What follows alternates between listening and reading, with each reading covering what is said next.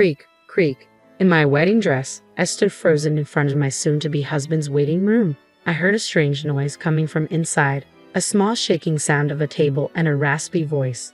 A thump, thump. I had a bad feeling. I opened the door just enough to peek inside, hoping not to be noticed. There, I saw the back of my fiancé Daniel standing in front of the table in his tuxedo. I had always imagined how handsome he would look, my pride and joy. But what I saw filled me with utter despair. Trembling, I held up my smartphone and started live streaming. I was determined to expose the sin that stole my happiness. They would pay for their betrayal, and I would ensure I got my revenge. Let's rewind a bit. After graduating from university, I started working as a spatial designer. I've been working for 4 years now.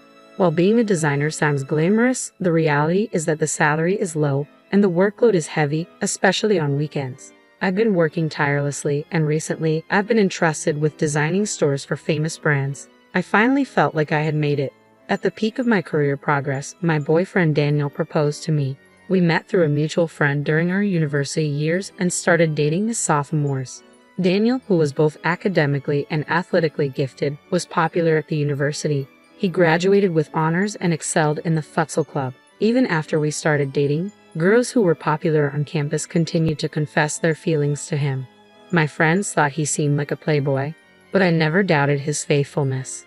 He had a good personality and looks that stood out. Daniel has been working as a salesperson for a major parts manufacturer since graduation, and he is seen as having a promising future. Lately, he's been busy with work, creating sales materials, and often coming home late. He said it was a job that could only be done on the company's computer, so he couldn't work from home. Since I usually got home earlier, I took on the majority of the house chores. I accepted it as part of our lives. Recently, preparations for our wedding and meetings with our families have kept us busy, leaving little time for ourselves. This had been a concern for me. I thought that my worries would vanish once the wedding was over and we settled into our married life. But I could never have predicted what was to come. Our 7-year relationship, which had begun during our university days, was about to end in the worst possible way. About half a year after accepting Daniel's proposal, we went back to our hometown to introduce him to my family. My younger sister, Amelia, who was 2 years younger, had surprisingly come home too. At that time, Daniel and I were living in an apartment a 30-minute drive from our parents' house. Amelia, who lived alone at a convenient distance from both our place and our parents, was meeting us at our parents' house for the first time in several years. "Huh, you're home. That's unusual. I hadn't heard that Amelia was coming." "Well, yeah. I wanted to see who my big sister was marrying," she replied. "Oh, so it's this guy. Nice to meet you. I'm Amelia."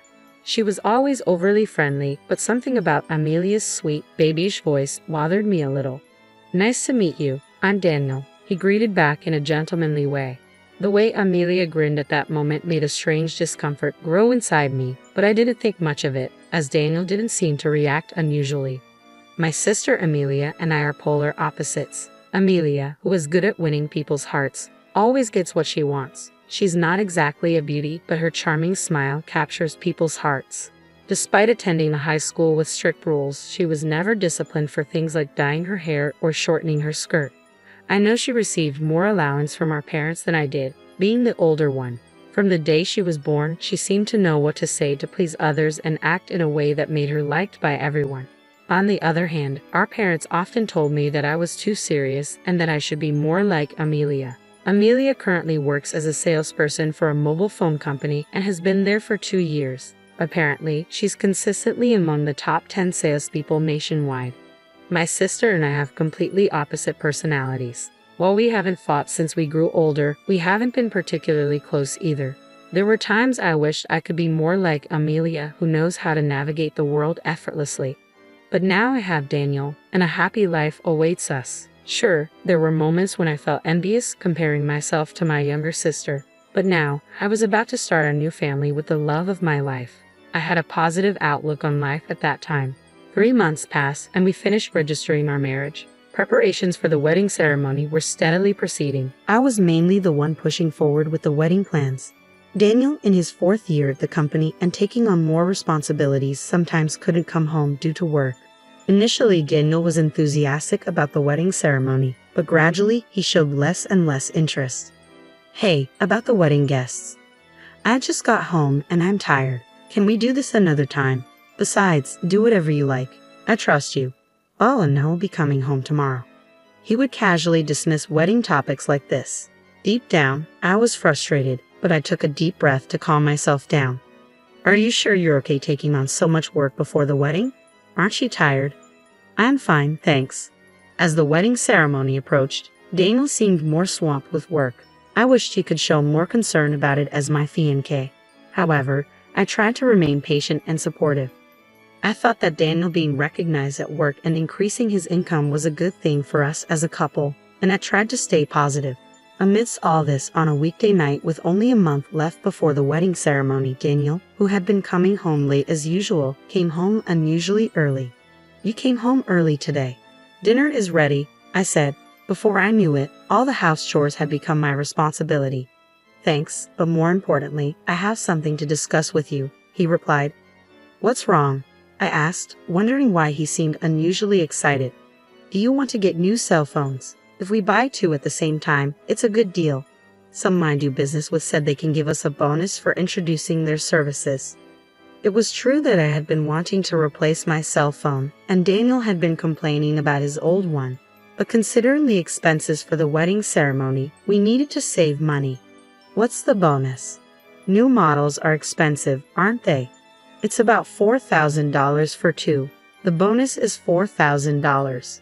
His explanation about the bonus faded as I fixated on the amount. Well, actually, I already bought them. Excuse me. He said he had already bought 2 of the latest smartphones, encouraged by someone he does business with. You just have to pay your share. The device fee is in installments. Though we both worked and were about to become husband and wife, we had agreed to manage our bank accounts separately for a while and discuss it again when we wanted kids in the future. So now, he wanted me to pay for my portion of the phone he had bought on his own. But what's bought is bought, and we can't return it. I remembered we were planning a surprise using smartphones for the wedding ceremony. The latest model could capture beautiful images, so maybe it was okay. Seeing Daniel looking pleased, I lost the will to get angry and forced myself to accept the situation. 1 month later, our long-awaited wedding ceremony finally arrived. I chose the pure white dress with my mother and mother-in-law. Daniel, who was busy with work and couldn't help with the preparations much, will surely be surprised when he sees me today. After entering the venue and getting ready, my close friend from university, Mila, came to greet me in the bride's waiting room. Olivia, congratulations, Mila said, tears in her eyes. Thank you. Hey, do you think the surprise will go well? I asked. I had planned a special event and asked the venue staff to prepare my smartphone to be connected to the screen. We were set to perform a surprise interview with the guests. I thought a regular event would be boring, so I asked the staff to do various things in terms of production for the ceremony to meet my demands. I wanted to pay attention to the details, an occupational hazard of being a spatial designer. The guests are already seated, so why don't you show the situation in the waiting room, like a sideshow, just like the groom's waiting room? You're right, that sounds really fun. Since I had planned the smartphone performance with the staff without involving Daniel, I hadn't told him about it yet. It would be a surprise if I suddenly informed him during the ceremony, so maybe it would be nice to give him a heads up and show him a little bit in advance. Feeling excited, I headed towards Daniel's waiting room. In front of his waiting room, I took a deep breath slowly, imagining how great Daniel would look in his tuxedo. Thinking that, I opened the door a little bit. Then I heard some noise, a small shaking sound of a table and a raspy voice. I wondered if he was with someone. I opened the door a bit more quietly so as not to be noticed. I saw the back of Daniel in his tuxedo, standing and facing the table. Peeking in from a bit of an angle, I could see someone lying on the table. Leaning a bit more to take a better look, I was shocked to see Amelia lying on the table. Unaware of me watching them, the two were so focused on each other. I was frozen for about 5 seconds, but then I comprehended what was happening. Surprisingly calm, I immediately took out my smartphone and turned on the live stream. I was determined to have him obliterated by society. The two in front of me were completely oblivious to my presence, and I kept filming them with my smartphone for the next 10 minutes.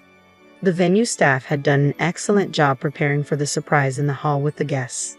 This entire incident was displayed on the large screen in real time. Ironically, the new smartphone came in handy. The clear image was evident even from a distance. As it was being filmed, The guests watching the live stream were speechless. My parents and in-laws noticed the commotion, and my father-in-law was furious. My mom held him back as he raged, "That idiot son. I'm going to punish him right now." He recorded the images on the screen as evidence. After live streaming the whole incident, I stayed hidden and watched the situation, straining my ears to listen to their conversation. "Didn't you say that you wouldn't go back home when Olivia and I went to greet your parents?" It seemed they were talking about the time we went to greet my family half a year ago. "Sorry, I just thought it'd be fun and popped in. Your sister was a bit sucky, wasn't she?" She looked hilarious. It was tough pretending it was our first time meeting each other, but we weren't found out, were we? Anger welled up inside me. Was all that pretending to be meeting for the first time just an act? I couldn't believe they'd had a relationship since half a year ago. She basically never suspects me of cheating. I've never been caught since university. This guy was a serial cheater. I couldn't stop trembling with all the anger I had for him. I momentarily became dazed with shame and emptiness, realizing I had never doubted his fidelity once in the 7 years we've been together since our sophomore year in university. As the two adjusted their clothing and started heading in my direction as if nothing had happened, panic set in. I needed to avoid being discovered. I stepped away from the door and quickly headed for the family waiting room. Inside, both my parents and my in-laws were there, all seemingly at a loss for words. My mother was sobbing uncontrollably, unable to accept my sister's betrayal. Although I should have been the one crying, oddly enough, I didn't shed a tear and just stood there silently. Then, unaware of anything that had transpired, Daniel and Amelia entered the room. "Dad, how do I look in my tuxedo?" Daniel asked, exemplifying the phrase, "ignorance is bliss." My father-in-law trembled with anger. "Ha! What's with you all?" Daniel asked, confused. "How dare you?" my father-in-law shouted, barely restrained by my mother-in-law and my dad, who looked ready to punch him. With great effort, I calmed myself down, and my mother-in-law began to explain everything that had happened. As she spoke, Daniel and Amelia's faces turned as pale as ghosts. "Oh hell, this is... explain everything right here, right now," Daniel stammered. Apparently, they had met through work about 3 months after Daniel's proposal. Daniel, who works at a parts manufacturer, met Amelia, who works at a mobile phone company, at a social gathering between the two companies. Unaware that Amelia was my sister, Daniel seduced her, and their relationship developed into an affair. When he found out she was my sister, he didn't end their relationship. It turned out that Daniel had been having regular affairs since his university years. To have not noticed and married him filled me with an indescribable mix of emotions. I was ashamed of how insensitive and unaware I had been. "Oh, I want to marry you, Olivia. I guess you could call this me being too young and not thinking about the consequences at all. I couldn't help but cheat. I'm really sorry, but I swear I'll turn over a new leaf and be devoted to you from now on." Even if he apologized, it was too late now. I had already decided to divorce him. I had nothing to say to this utterly irrational and foolish man. But let me just say this. When you apologize, you should say, "I'm truly sorry," right? Why don't you just start over as a grown-up? "Oh, I'm truly sorry," he stammered. My sister Amelia remained silent, looking down. She was still trying to rely on others even at a time like this. Instead of feeling anger, I pitied her. I left Daniel, who didn't want a divorce, behind as I walked out of the waiting room. I hated my serious personality even at a time like this, but now handling the guests was my top priority. I headed straight to the venue and went around apologizing to the wedding staff and guests. All the guests looked at me with sympathetic eyes. Daniel's associates, friends, and colleagues said, "We will make him take responsibility." At that moment, my feelings of disappointment were stronger than my anger. However, there were people whose expressions couldn't hide their outrage, as if it were their own matter. Above all, it was clear that the two had lost their social status, credibility, and all the relationships they had built with so many people. 1 week after the nightmare wedding, Daniel lost his position at work and had to resign.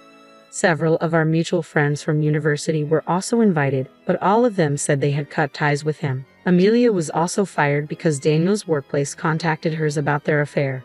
They were disowned by their parents who had loved them so much. I claimed damages from the two of them and filed for divorce. 2 months had passed since the wedding, and just when I started to think, was that incident really a dream? I received a call from the venue. To my surprise, they invited me to work as a wedding designer. Apparently, they appreciated my abilities as a designer in the planning and production of this wedding. For someone seriously considering career advancement after the wedding was canceled, it was a dream come true. I accepted the offer without any hesitation. Now, I'm a wedding designer and have become somewhat known in the industry. I work hard every day to make other people's weddings happy, even though it's ironic that I've had a terrible wedding experience. By the way, I put the smartphone up for sale on an online marketplace right after the divorce. I guess Daniel had bought the two phones for my sister at that time. Since it was a new model that had just been released, I was able to sell it for the same price as if it were new. With the payment for damages I received from Daniel and Amelia, along with this money, I'm planning a very nice, luxurious solo trip.